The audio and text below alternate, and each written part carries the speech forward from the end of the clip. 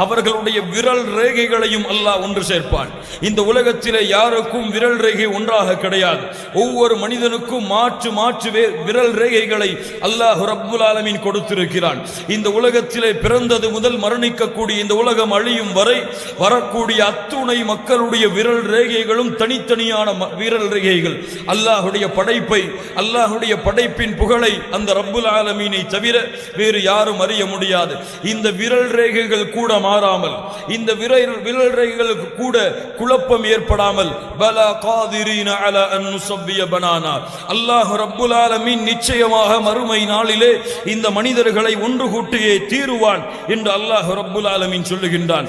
கண்ணியத்துக்குரியவர்களே, இந்த உலக வாழ்க்கை அழிய போகிறது ஒரு நாள். அல்லாஹ் அறிந்தவன் எப்போது.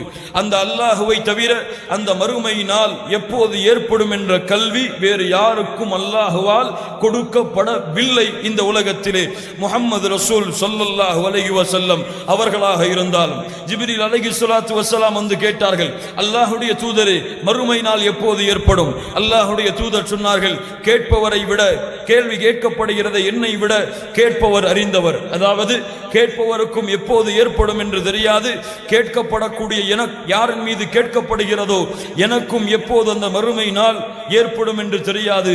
மறுமை நாள் எப்போது ஏற்படும் என்று அறிந்தவன் அந்த அல்லாஹ் ரப்புல் ஆலமீன் ஒருவன் தான். ஏன் இந்த மறுமை?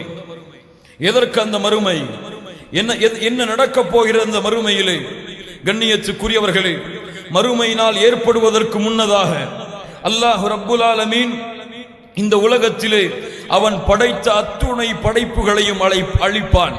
அல்லாஹ் ரப்புல் ஆலமீன் யாரையெல்லாம் படைப்பாக எந்த பொருட்களை எல்லாம் அல்லாஹ் படைத்தானோ அந்த அத்துணை படைப்புகளும் ஒரு நாள் நிச்சயமாக முடிவு